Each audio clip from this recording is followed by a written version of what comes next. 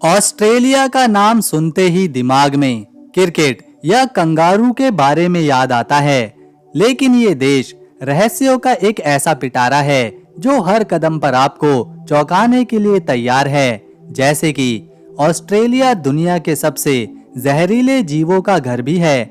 यहाँ धरती का सबसे खतरनाक इनलैंड ताइपन सांप भी रहता है और पानी में छिपा बॉक्स जेलीफिश भी।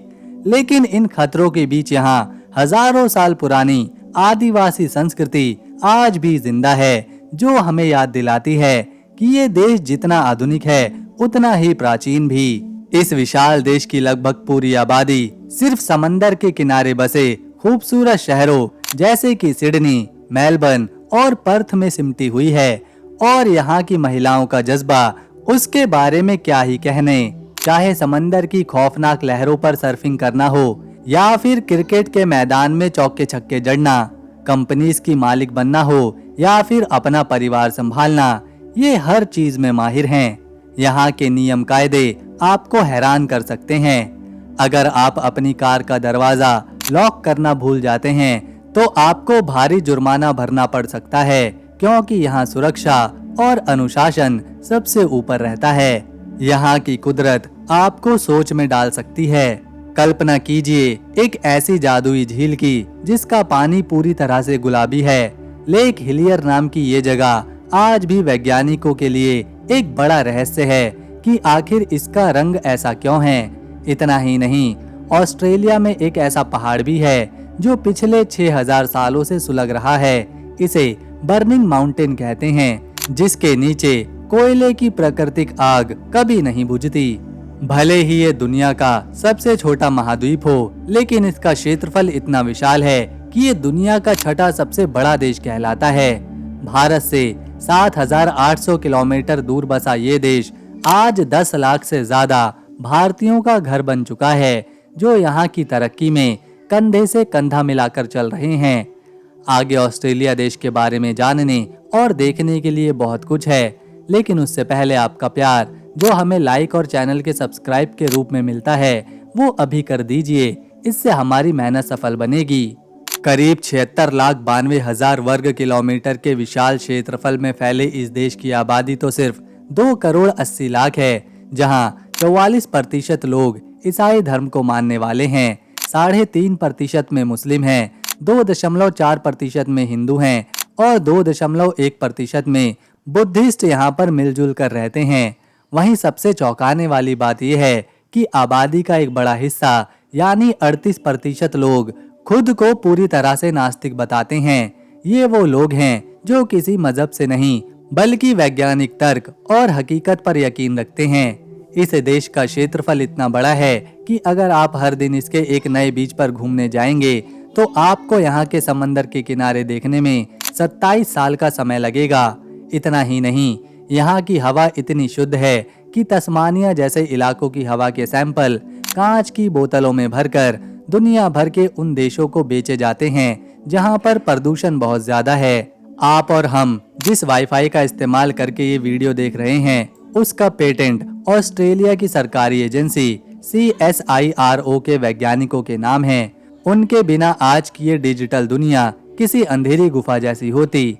इतना ही नहीं, दुनिया का पहला बायोनिक कान यहीं पर बनाया गया था, जिसने लाखों खामोश जिंदगियों में दोबारा आवाज भरी। आसमान में उड़ते जहाजों की सुरक्षा के पीछे भी इसी देश का हाथ है। हवाई जहाज के क्रैश होने की असली वजह बताने वाला ब्लैक बॉक्स ऑस्ट्रेलिया के वैज्ञानिक डेविड वॉरेन की ही खोज है। ताज्जुब की बात यह है कि नाम ब्लैक बॉक्स है, लेकिन इसका रंग चटक नारंगी होता है ताकि मलबे में इसे आसानी से ढूंढा जा सके। दुनिया का सबसे पहला प्लास्टिक नोट भी ऑस्ट्रेलिया ने ही बनाया था, जिसे आज वियतनाम से लेकर कनाडा तक कई देश इस्तेमाल करते हैं। और तो और स्कूल कॉलेज में इस्तेमाल होने वाला नोटपैड भी पहली बार साल 1902 में तस्मानिया के एक ऑस्ट्रेलियाई शख्स ने ही इजाद किया था। अगर आप अंतरिक्ष से धरती को देखें तो ऑस्ट्रेलिया की ग्रेट बैरियर रीफ साफ नजर आती है। ये दुनिया की सबसे बड़ी मूंगे की दीवार है, जिसके नीचे रंगों का एक अलग ही संसार बसता है। वहीं रेगिस्तान के बीचों बीच खड़ा उलुरू नाम का विशाल पत्थर अपना रंग बदलता है। ये आदिवासियों के लिए पवित्र है और सैलानियों के लिए किसी रहस्य से कम नहीं। ऑस्ट्रेलिया को आज दुनिया का सबसे खुशहाल देश माना जाता है। उसे कभी इंग्लैंड ने दुनिया की सबसे बड़ी जेल के रूप में चुना था। जी हाँ, इस देश की आधुनिक कहानी महलों से नहीं बल्कि बेड़ियों और सजा काट रहे कैदियों से शुरू हुई थी। साल 1788 में इंग्लैंड से जहाज़ों का एक जत्था सिडनी को पहुंचा था, जिसमें अधिकतर वो कैदी थे जिन्हें देश निकाला देकर इस अनजान और बहुत ही कठिन जमीन पर मरने के लिए छोड़ दिया गया था। लेकिन इन कैदियों के संघर्ष ने ही आज के आधुनिक ऑस्ट्रेलिया की नींव रखी। अक्सर लोग सिडनी या मेलबर्न को ही सब कुछ मान लेते हैं, लेकिन असली पावर सेंटर है कैनबरा। क्या आपको पता है कि कैनबरा को राजधानी सिर्फ इसलिए बनाया गया क्योंकि सिडनी और मेलबर्न के बीच इस बात की जंग छिड़ गई थी कि बॉस कौन बनेगा। इस झगड़े को खत्म करने के लिए साल 1913 में दोनों के बीच की जमीन पर एक पूरी तरह से प्लान सिटी बनाई गई। आज यहाँ का संसद भवन और सरकारी गलियारे इस देश के अनुशासन की गवाही देते हैं। जैसे जैसे सिडनी और मेलबर्न जैसे शहर बंदरगाहों से ऊंची इमारतों में तब्दील हुए, इस चमक धमक के पीछे एक दर्दनाक हकीकत भी छिपी थी। यहाँ के मूल निवासी यानी आदिवासियों से उनकी जमीनें छीन ली गईं और विदेशी बीमारियों के साथ संघर्षों ने उनकी पूरी दुनिया उजाड़ दी। हैरानी की बात यह है कि ऑस्ट्रेलिया को 1 जनवरी साल 1901 को इंग्लैंड से कागजों पर तो पहचान मिल गई थी, लेकिन ये पूरी तरह आजाद नहीं था। आपको जानकर हैरानी होगी कि ऑस्ट्रेलिया को अपने कानूनी फैसले खुद लेने के लिए साल 1986 तक इंतजार करना पड़ा था।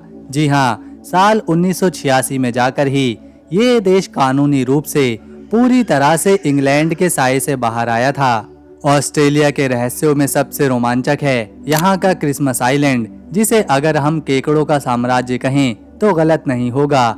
दोस्तों, कल्पना कीजिए एक ऐसे द्वीप की जहाँ इंसानों की नहीं बल्कि 5 करोड़ लाल केकड़ों की हुकूमत चलती है। हर साल अक्टूबर से नवंबर के बीच यहाँ प्रकृति का सबसे अनोखा नजारा दिखता है, जब ये करोड़ों केकड़े एक साथ अपने जंगलों को छोड़कर अंडे देने के लिए समंदर की ओर कूच करते हैं। मंजर ऐसा होता है कि पूरी सड़कें, गलियां और जंगल किसी लाल कालीन की तरह बिछ जाते हैं। यहाँ के लोग इन नन्हे मेहमानों का इतना सम्मान करते हैं कि उनके सुरक्षित निकलने के लिए खास तौर पर क्रैब ब्रिज और अंडरपास बनाए गए हैं और जरूरत पड़ने पर सड़कों का ट्रैफिक तक रोक दिया जाता है। यहाँ तक कि क्रैब क्रॉसिंग के साइन बोर्ड भी लगे हैं ताकि एक भी केकड़ा पहियों के नीचे ना आए। ये दुनिया के सबसे बड़े और हैरान कर देने वाले माइग्रेशन में से एक है, जिसे देखने के लिए दुनिया भर से हजारों सैलानी खींचे चले आते हैं। जिस कंगारू को ऑस्ट्रेलिया अपना राष्ट्रीय गौरव मानता है और अपने कोट ऑफ आर्म्स पर जगह देता है, उसी कंगारू का मांस यहाँ के सुपरमार्केट में धड़ल्ले से बिकता है। यहाँ के लोग न सिर्फ अपने राष्ट्रीय जानवर को बड़े चाव से खाते हैं, बल्कि इसका मांस दुनिया के 60 से ज्यादा देशों में निर्यात भी किया जाता है। और इसके पीछे ये तर्क दिया जाता है कि इनकी आबादी इंसानों से 2 गुना हो चुकी है, जिसे कंट्रोल करना जरूरी है। सिर्फ खान पान ही नहीं, यहाँ की जमीन भी रहस्यों से भरी पड़ी है।